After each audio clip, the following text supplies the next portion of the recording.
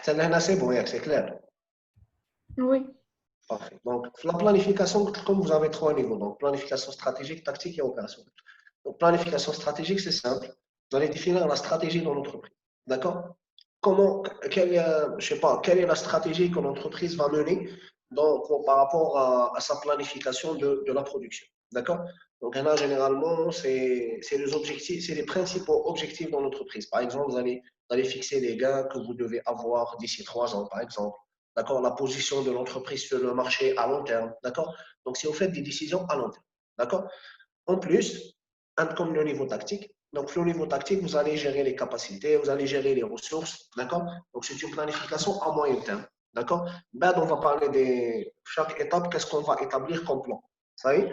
La dernière étape, c'est la planification opérationnelle. Donc, là, vous allez parler des commandes, de la gestion des stocks, gestion des flux d'une façon générale. Donc là, on va associer chaque niveau un plan. D'accord? Planification stratégique, on va établir ce qu'on appelle un plan industriel et commercial. Planification tactique, on va établir un plan directeur à court terme, un plan directeur de production. Planification opérationnelle, on va faire ce qu'on appelle un planning atelier. D'accord? Donc, à les plannings, on va essayer de les détailler au fur et à mesure. Ça y est? Donc, en fait, la planification, elle s'effectue par affinage successif et la matérialisation du niveau de planification qui se fait par l'intermédiaire de planning appelé plan. Donc, chaque étape, on va essayer d'établir un plan. Donc, dans le chapitre, on va 3 plans qui sont très importants. D'accord? Ils concernent particulièrement la planification stratégique et tactique. D'accord? Donc, on va parler du plan stratégique. D'accord? On va parler du plan industriel et commercial, on a ce qu'on appelle le PIC, et on va parler du plan directeur de production, le PDP.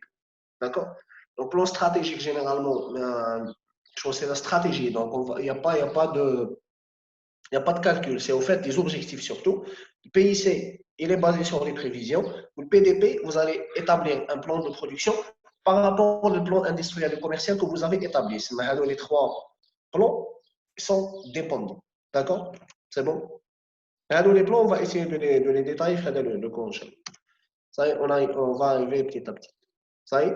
Donc, au fait, les 2 derniers, quand on parle du PIC et du PDP, là, on est en train de parler d'un programme directeur de production. Donc, vous allez établir un programme directeur de production, d'accord, qui va vous permettre d'élaborer la planification opérationnelle. À la fin, qui serait le niveau stratégique, le niveau tactique, d'accord? Donc, au niveau stratégique, vous allez avoir un plan stratégique. Au niveau tactique, vous allez définir le PIC, le plan industriel et commercial, le plan directeur de production. Les deux, un programme directeur de production. Donc, vous allez avoir un programme de production sur lequel vous allez vous baser, d'accord, pour la production directement. Avec le programme directeur de production que vous allez faire, c'est un programme, bien sûr, qui doit répondre à des demandes bien déterminées. OK? Bien sûr, là, on va se baser sur les prévisions. Vous allez voir que tout sera basé sur des prévisions. D'accord? Vous allez avoir des prévisions, vous allez avoir des commandes fermes, c'est clair, que vous avez déjà reçues. Les exemples, vous allez voir ça. Ça y est. Ça, à la fin, qu'est-ce que vous allez avoir? Vous allez avoir un planning d'atelier. Donc, le planning d'atelier, c'est le niveau opérationnel. Donc, il y a le parce que le planning, c'est quoi? Un planning, il va dépendre d'un délai. Vous allez mettre des opérations sur le temps. D'accord? Par exemple, un ordre de fabrication que je dois faire aujourd'hui, d'accord? Et il terminera dans 3 jours, par exemple. Le délai de la fabrication, il est de 3 jours. D'accord? Donc là, je suis en train de parler d'un planning atelier qui se fera au niveau d'atelier. Ça y est? Donc, Lyon, c'est lancé avec la production. Donc, là, la planification opérationnelle, c'est le niveau le plus bas. Est-ce que vous avez Oui, monsieur. Parfait. Donc, là, par exemple, j'ai une commande. On a un planning. J'ai une commande, je ne sais pas, tu as 50 produits. D'accord? C'est quoi? Je dois vérifier mon stock. Est-ce que les produits sont en stock ou là? Donc, au fait, quand je vais faire la planification, je vais en considération les prévisions. Donc, il faut comprendre que tout est relié. La production, c'est vrai qu'elle sera en relation avec les ventes. Les ventes représentent quoi? Les ventes représentent les demandes. D'accord? Vous pouvez faire les demandes sous forme de prévision. Et en plus, certainement, vous allez avoir des commandes fermes, des commandes que vous avez déjà reçues. Et en même temps, tout ça est relié, bien sûr, à votre stock, au stock disponible. D'accord? C'est bon? Donc, vous allez avoir un enchaînement de planning. Pardon. Donc, vous allez avoir deux plans. Vous allez avoir un plan stratégique, vous allez avoir un PIC, plan industriel et commercial. un plan directeur de production, d'accord? Un PDP. Donc, les deux, on appelle ça programme directeur de production. Et à la fin, vous allez arriver à un planning d'atelier. Donc, là, comme tu vois, il y a trois niveaux. Entre planification stratégique, planification tactique. Et là, vous êtes en train de parler de la planification opérationnelle. Chaque niveau, vous allez faire, au fait, chaque niveau a des objectifs. Plan stratégique, il doit répondre aux objectifs d'évolution de l'entreprise. D'accord? Qui montre le positionnement de l'entreprise sur le marché à long terme. D'accord? L'évolution de l'entreprise. Donc, par exemple, il y a des entreprises, qui ont des classements, ils sont basés sur les gains.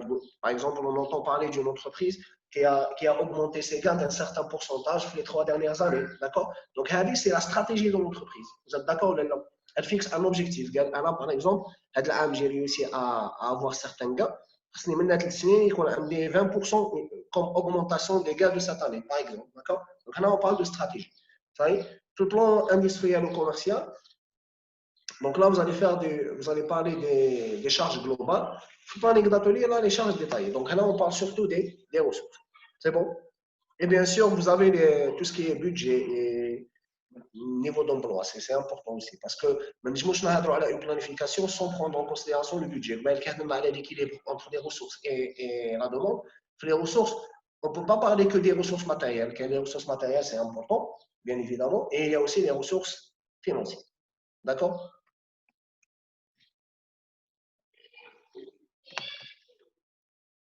C'est bon? Oui, c'est bon.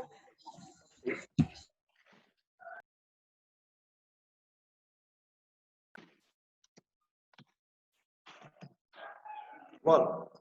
Donc, plan stratégique, c'est quoi? D'accord? C'est quoi un plan stratégique? Vous savez?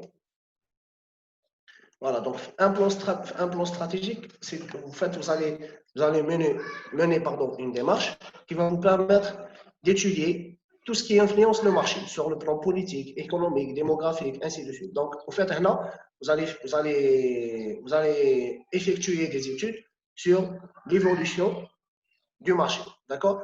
Donc, ça va vous permettre de définir, vous allez faire des enquêtes, vous allez définir les demandes clients, les objectifs de vente, ainsi de suite. D'accord? Donc, il y a le plan stratégique. D'accord? Donc, il va vous permettre de définir, bien sûr, les orientations et les objectifs commerciaux de l'entreprise. Donc, vous allez fixer des objectifs.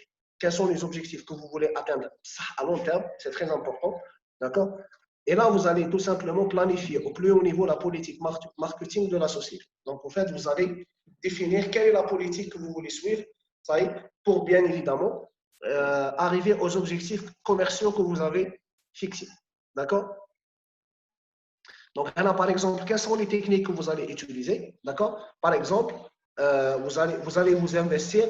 D'accord? Vous allez fixer d'abord, vous allez voir, est-ce que par exemple, est-ce que vous allez étudier la faisabilité des objectifs? D'accord? Par rapport à ce que vous avez fixé. Là, vous allez voir les investissements que vous avez faits. Et là, vous allez, par exemple, étudier le prix de revient d'un produit. Par exemple, l'Algérie, moi, je sais pas si vous avez cette information, le prix de revient d'un produit, ils ont un problème avec les coûts logistiques. D'accord? Qui traitent un produit. Donc, certaines études disent que le coût logistique d'un produit représente 35% de son coût de revient. 35%, c'est vraiment très élevé. C'est un produit qui me coûte 100 dinars, mais je l'ai les clients, d'accord? Le coût de revient, il va augmenter de 35 dinars. C'est plus de 135 dinars. Donc, là, il y a un problème. C'est la raison pour laquelle les entreprises essayent de créer leur propre plateforme logistique. Comme tu fais par exemple Civital, علاش il a créé un numéro تعرفوها numéro تاع اللوجيستيك تسمعوا بها normalement. Oui, monsieur. Oui, monsieur. Pourquoi il l'a créé? Parce que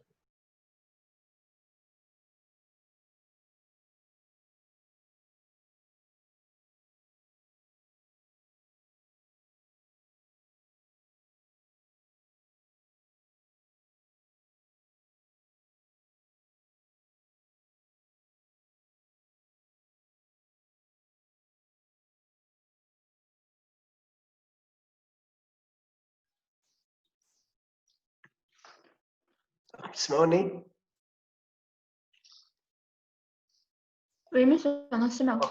Donc, comme par exemple, le prix de revient il est très important parce qu'un prix de revient un produit ne dépend pas seulement du coût de production. Le prix de revient, comme le coût de production, comme le coût de stockage, comme le coût de, de livraison, d'accord? Vous pouvez aussi avoir un coût d'approvisionnement parce que là, en général, vous allez acheter les matières premières, ainsi de suite, d'accord? Donc, la flagellée, par exemple, comme il y a des études qui disent que le coût de l'éco logistique, l'éco logistique, généralement, c'est le coût de transport ou les coûts de stockage, représente 35% du coût de revient d'un produit, d'accord? Donc, certaines entreprises, ils ont créé leur propre plateforme logistique. Qui m'a assez vital, normalement, la majorité fait comme ils ont numéro. Numéro, c'est quoi? C'est une entreprise qui assure juste la logistique. Même à d'autres entreprises. Donc, à l'âge, ils ont fait ça. C'est vital à fait ça pour diminuer les coûts de revient d'un produit. D'accord? Donc, si on veut, la solution, elle fait partie de la stratégie de l'entreprise. Vous êtes d'accord maintenant? C'est bon? Parce qu'on va dire des dégâts à court terme, des dégâts à long terme. Est-ce que vous êtes d'accord? C'est clair? Oui, monsieur, c'est clair. Parfait. Donc, le plan, donc, il va vous permettre de faire quoi? Il va vous permettre de définir une vision future, d'accord, sur les ventes et donc les besoins de production, d'accord. Donc, le plan que vous allez faire ici, comme il est à long terme, donc généralement la durée elle est de 3 ans minimum, hein, d'accord. Ça y est. Et là, quand vous allez faire le plan stratégique, vous allez voir qu'en généralement, on ne travaille pas par produit, mais on travaille par famille de produits, d'accord. Qui m'a par exemple, qui par exemple à Civita. Civita, c'est tout un, il dans le domaine agroalimentaire, d'accord. Donc, on a des produits qui font partie de la même famille. Est-ce que vous êtes d'accord? Les produits de la même famille, c'est quoi les produits de la même famille? C'est généralement les produits qui ont le même procédé. Est-ce que vous êtes d'accord? C'est bon? C'est les produits qui ont le même procédé de fabrication. Vous êtes d'accord ou non? Oui, monsieur, d'accord. Oui, Monsieur, c'est bon. c'est bon? Est-ce que vous faites tout le plan stratégique? Est-ce que vous avez des questions sur ça? Oui, Là, c'est bon, monsieur, je c'est passe. bon. Non, monsieur, c'est bon. Ah, parfait. Donc, l'idée générale d'un plan stratégique, c'est quoi? C'est définir les objectifs sur le marché de l'entreprise. D'accord? C'est des détails pour mieux comprendre, bien évidemment. Ça y est. Donc, on passe au PIC, il y a le plan industriel et commercial. Donc, le PIC, c'est quoi? D'accord? Donc, le PIC, généralement, il est établi conjointement par la direction générale, d'accord? La direction de la production, la direction commerciale à partir des commandes et des prévisions commerciales. Donc, quand je dis traitement de PIC, je vais vous dire. Nous avons deux informations très importantes en général. Nous avons des prévisions, nous avons déjà sur les prévisions. Sur les méthodes que nous avons la dernière fois, les prévisions, vous pouvez les utiliser pour établir des prévisions commerciales. Par exemple, la méthode de la moyenne mobile, ou le lissage, soit un lissage d'ordre 1 ou un lissage d'ordre 1. D'accord? Donc, il y a quand même des méthodes qui vont vous permettre de faire des prévisions en se basant sur des données existantes, bien sûr. Ou là, il y a quand même des personnes qui sont experts, vous pouvez aussi les recruter pour vous permettre d'effectuer des études de marché et par conséquent d'établir des prévisions commerciales. En même temps, il y a des commandes fermes, des commandes que vous avez déjà reçues. Donc, à base de les deux informations, vous allez établir un PIC. D'accord? Donc, le PIC, non seulement il va vous permettre de connaître les quantités des ventes, à partir des quantités des ventes, vous allez définir deux choses. Premièrement, vous allez adapter votre niveau de stock, parce que vous avez information à stock, et en même temps, vous allez bien sûr définir un plan de production. D'accord? Ça y est, on va faire des exemples pour mieux comprendre, bien évidemment. Ça y est? Donc, il y a trois choses que vous allez faire. Vous allez établir les prévisions des ventes. D'accord? Vous allez aussi adapter votre niveau de stock, et en même temps, vous allez bien sûr établir un plan de production. Ça y est? Donc, vous allez le faire, bien évidemment, pour satisfaire la demande, ça, en termes de quantité. Parce que là, pour le moment, nous avons les charges. D'accord? Est-ce que le planning que vous allez faire, que vous allez établir, d'accord? Est-ce qu'il est réalisable ou là, il n'est pas réalisable par rapport aux moyens, si on veut, humains, matériels, d'accord? Et financiers de l'entreprise. Bon, financiers, les moyens en termes de ressources, est-ce que c'est possible? Là, c'est pas possible de le faire. D'accord?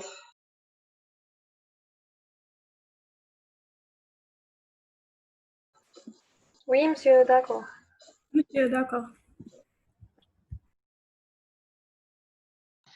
Donc, là, en général, le PIC, c'est un plan qui va vous permettre d'effectuer une planification à moyen terme, c'est-à-dire sur 12 ou 18 mois. D'accord?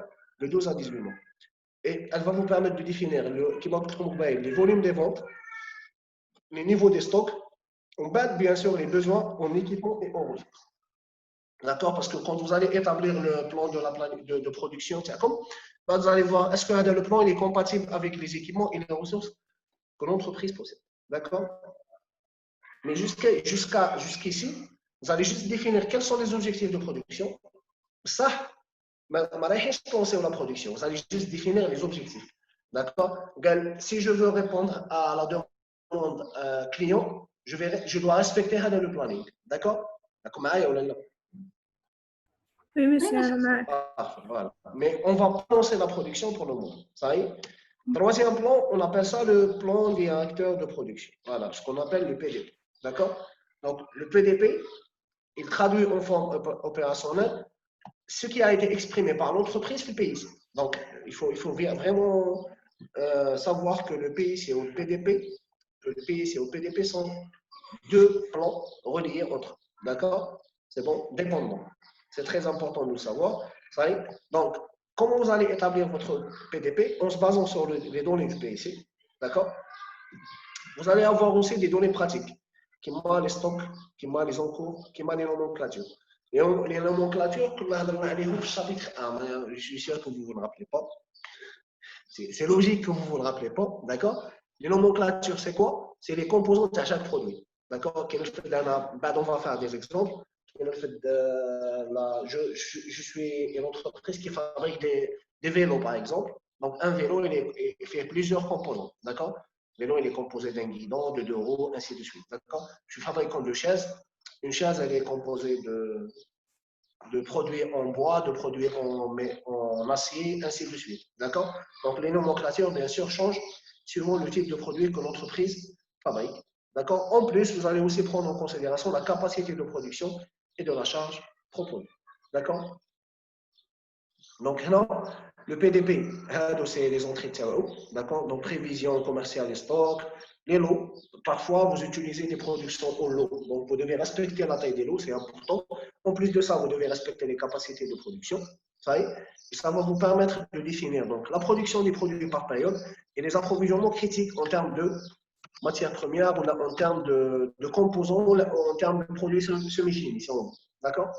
C'est bon? Donc, le PDP, qu'est-ce qu'il a comme objectif? Planifier les besoins en produits afin de satisfaire la demande finale.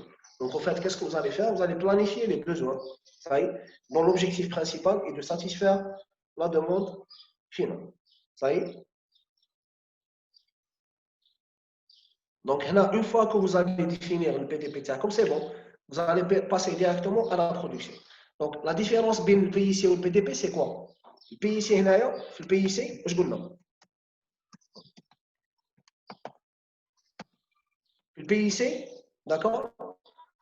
Vous allez prendre en considération les trois choses très importantes. Donc, les ventes, les stocks ou la production.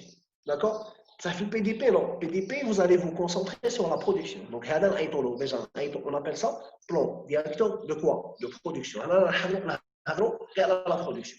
Ça y est, c'est bon? Mais bien sûr, la production, je vais prendre en considération ce que j'ai fait le PIC. D'accord? En plus, quand on fait un composant, un composant sans la disponibilité du composé, plutôt, quand on fait le composé, je ne peux pas fabriquer un composé, d'accord, sans la disponibilité du composant. Donc, je dois prendre en considération les nomenclatures. Ça y est. Une fois que vous allez établir le PDP, ça y est, vous allez directement passer à la production. Donc, le PDP, en fait, une fois qu'il est validé par rapport aux composants, par rapport aussi à la capacité de production de l'entreprise, ça y est, il va se transformer en quoi? Il va se transformer en plan de production de produits, d'accord? Et là, vous allez bien sûr avoir un point de départ pour le calcul des besoins en composants. Ça y est. C'est-à-dire, il y a comme des composants que vous aurez besoin pour la réalisation de certains produits. Vous allez soit les acheter, soit les fabriquer, ainsi de suite. Est-ce que vous faites joli? Oui, monsieur, c'est bon. Très bien. Si vous avez des questions, vous m'arrêtez. C'est pas grave. Ça y est. Donc, vous avez au fait là, les trois niveaux que nous avons en fait, introduits pour le moment. Donc, un comme le plan stratégique. D'accord? Plan stratégique, donc il montre comme il est à long terme, ça y est, et c'est le niveau le plus important dans la planification. Vous avez le PIC, donc par rapport à l'horizon de planification, il est moins court que le plan stratégique, mais par rapport au niveau d'importance, il se positionne en deuxième position. Programme directeur de production, donc alors, le PDP, c'est le premier plan qui traite directement de l'exécution. Le PDP, c'est là qu'on est en train vraiment de parler de la production. Ça, non? On est en train de parler de la stratégie. Maintenant, on est en train de parler des prévisions. Ça, maintenant, on parle vraiment de la production réelle. D'accord? Ça y est? Sinon, les deux premiers, c'est des plans prévisionnels. D'accord? Donc, on appelle ça MRP. D'accord? Donc, la méthode MRP, c'est quoi, au fait? C'est Material Requirement Production. D'accord? Donc, on va voir c'est quoi le MRP en détail. D'accord? Après avoir effectué la planification, comme vous allez effectuer l'ordonnancement, la planification dit avant l'ordonnancement. L'ordonnancement, ça y est, vous allez dire, voilà, je vais décider de la configuration que je vais utiliser, soit Flowshop ou la JobShop, ça dépend. Je vais effectuer mon ordonnancement et je vais exécuter. D'accord? Donc, je vais lancer les productions de service. Et maintenant, il est clair que si je vais commettre des erreurs sur la stratégie, sur le plan stratégique, il est clair que l'entreprise va engendrer des pertes énormes parce que dans la stratégie, pour corriger l'erreur, ça va être très difficile. Vous êtes d'accord ou là? Dans le cas de la stratégie, c'est qu'on échange, qu'on collecte. Ça, je vais tromper dans l'exécution. Lors de lancement, il sera un problème. Par exemple, au lieu de, je sais pas, un ordonnancement, c'est un produit. Je peux corriger. D'accord? C'est pas très grave. Vous êtes d'accord ou là? Donc, en fait, les décisions, elles sont réparties par rapport à leur portée temporelle, d'un côté, de l'autre, par rapport aussi à aux pertes encaissées par l'entreprise. Ça y est? Voilà. D'accord? Donc, MRP, on appelle ça, c'est une méthode au fait qui va vous permettre d'établir les trois plans. D'accord? Surtout le PIC et le PDP. D'accord? Donc, l'historique, c'est quoi? Donc, on appelle ça la méthode Materials Requirements Planning. Donc, c'est la planification des besoins en termes de produits. D'accord? Donc, la méthode, elle a apparu en 1965. C'est début qu'elle se nomme MRP0. D'accord? Et MRP0, elle faisait à l'époque la planification des besoins en composants. Donc, là, MRP0, on va parler juste des composants. Donc, quand on fait un produit, je vais effectuer ce qu'on appelle le calcul des besoins nets.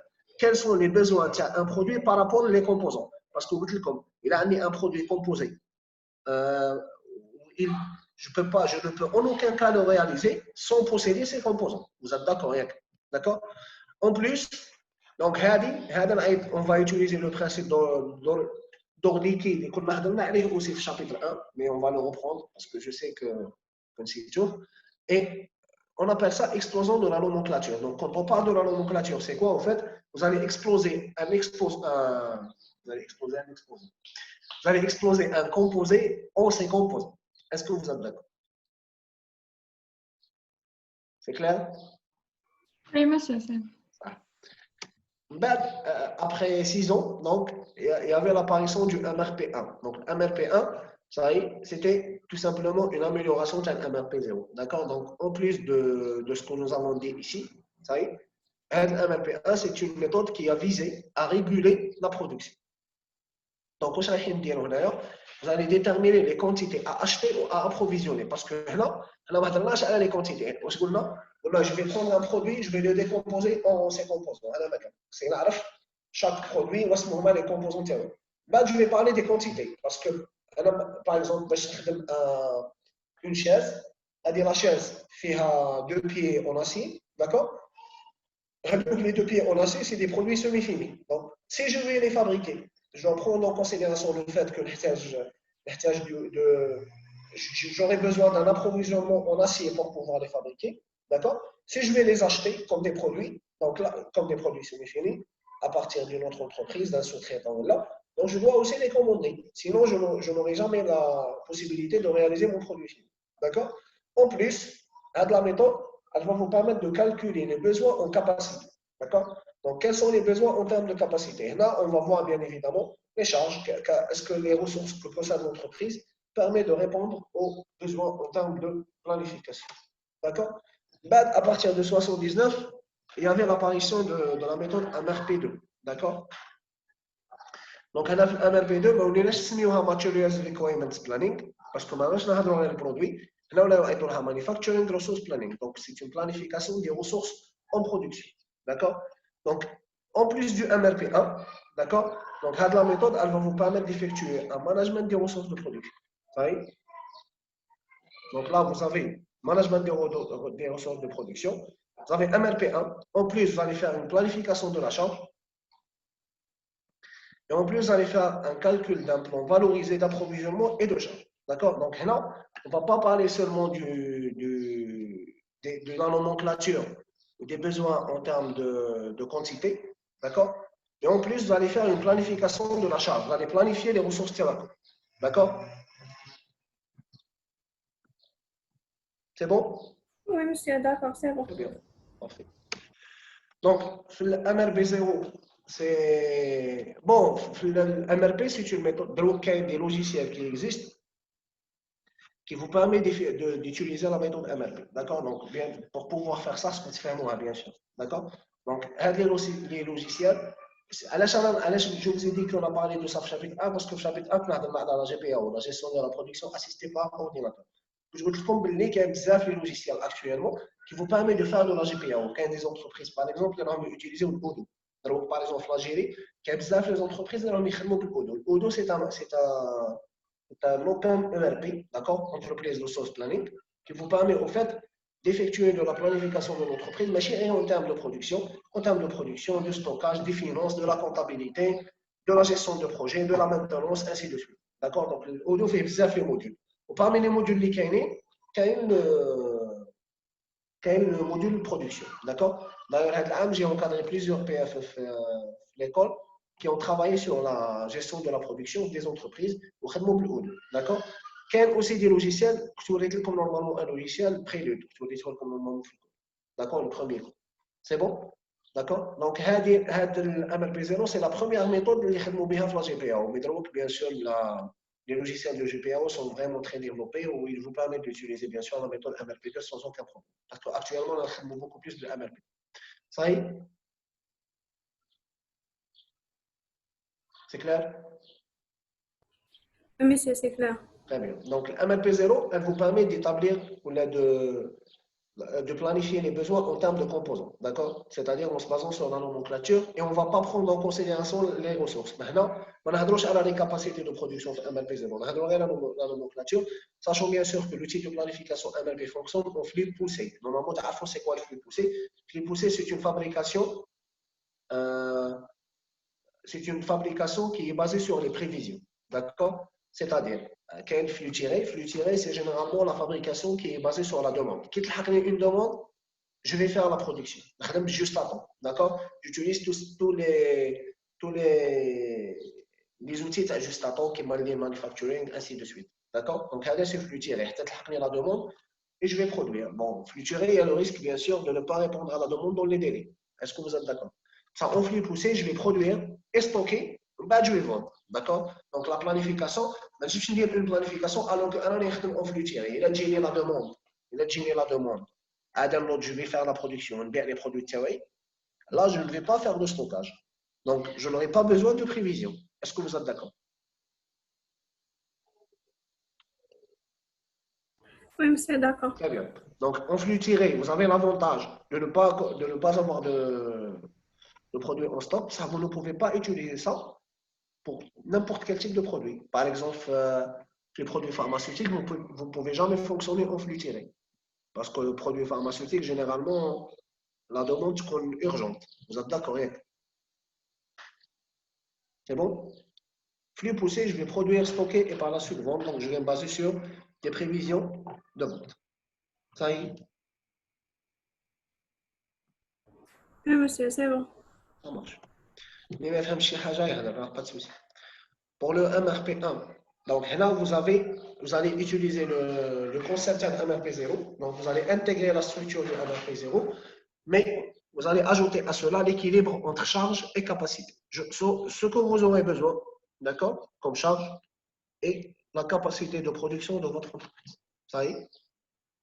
Il y a un problème, si vous aurez des soucis, si vous n'aurez pas la possibilité de répondre à la demande en termes de charge par rapport à la capacité de l'entreprise, là, vous pouvez toujours effectuer des lissages. Donc, c'est quoi le lissage? Par exemple, vous pouvez décaler des productions ou la faire avancer des productions, tout en gardant bien sûr la possibilité, la faisabilité de la chose. D'accord? Donc, comme nous l'avons déjà dit tout à l'heure, vous allez vous baser sur l'éclatement de la nomenclature. Et là, grâce à cela, vous allez pouvoir définir les quantités à acheter ou à approvisionner. D'accord? Donc, là, vous allez pouvoir définir deux choses qui sont très importantes. Donc, vous aurez des ordres de fabrication et vous aurez des ordres d'achat. Donc, les ordres de fabrication, c'est quoi? Les OF, comme les ordres de production. Qu'est-ce que je vais faire comme production? Les ordres d'achat, c'est ce que je vais acheter comme matière première ou là, comme produit semi-fini ou là, ça dépend. D'accord? Donc là, vous allez au fait établir une planification de la capacité de production, puisque vous allez parler d'un équilibre de charge entre charge et capacité. D'accord? Donc le MLP il va analyser la faisabilité du planning de la production par rapport à la capacité de l'entreprise. D'accord? On ne va pas parler de la capacité financière, on va juste parler de la capacité en termes de moyens de production. D'accord? Donc, vous allez au fait répondre à la dernière question. Est-il possible de produire les quantités planifiées dans la période planifiée? C'est clair? Oui. Très bien. Pour le MRP2, d'accord? Donc, ce que vous allez faire avec la méthode MLP1, elle est suivie dans le MRP2 d'une phase de planification de charge, puis de calcul d'un plan valorisé d'approvisionnement et de charge. Donc, une fois que vous allez voir la faisabilité, vous allez effectuer la planification des charges. Ça, vous allez dire vous allez dire qui fait quoi. D'accord?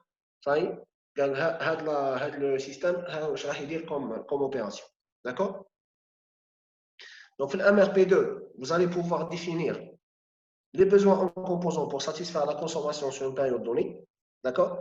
Donc, on a déjà, les besoins en composants pour satisfaire la consommation sur une période donnée, vous êtes en train de parler à l'MRP0. Vous êtes d'accord ou là? C'est bon? Donc, vous allez parler de la nomenclature. Là, vous allez synchroniser les articles dans le stock en quantité et dans le temps sur la base de la demande commerciale. Donc, vous allez prendre en considération la demande. Tu faut qu'est-ce que vous allez avoir en stock et vous allez faire une planification sur le temps. D'accord? Parce que je ne peux pas produire ou lancer une production ou la planifier une production sans prendre en considération ce que je possède dans le stock. D'accord? Donc, le stock, c'est un facteur très, très important. Ça y est? Et en plus, vous allez donc définir pour chaque produit quels sont les ordres de fabrication qui vont les lancements, les ordres de fabrication que vous devez effectuer dans les périodes à venir. Ça est clair? Oui, monsieur, c'est clair. Très bien. Ça y est? Donc là, on va travailler avec MRP2. Parce que MRP2, il y a MRP0, il y a MRP1, il y a حاجة en plus, définir les lancements sur les périodes à venir, planifier les charges. D'accord? Donc, vous avez une chose supplémentaire. Mais MRP2, elle est basée sur MRP0, MRP1. Sur MRP, c'est une méthode libre MRP0. Certaines personnes l'ont tout simplement fait évoluer jusqu'à arriver à ce stade. D'accord? Donc, le MRP2, vous avez trois principales étapes qui interviennent. D'accord? La première étape, c'est le plan industriel et commercial. Donc, on appelle ça le PIC. D'accord? Le plan directeur de production, on appelle ça le PDP. Vous avez aussi le calcul des besoins bruts et calcul des besoins nets. D'accord? Donc, le calcul des besoins, c'est tout simplement la nomenclature. Ça y est. Après, j'ai l'ordonnancement, où j'ai bien sûr les ordres de fabrication, ordre de fabrication au niveau de l'atelier. Donc, l'ordre de fabrication sera défini généralement par le plan directeur de production. Ça y est. Donc, on va la dernière étape, je pareil, le pays. D'accord? Et je te fais un mot. Et réellement, l'entreprise, mais tu peux le calcul des besoins. Est-ce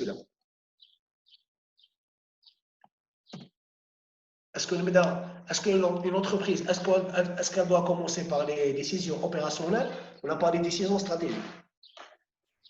Stratégique.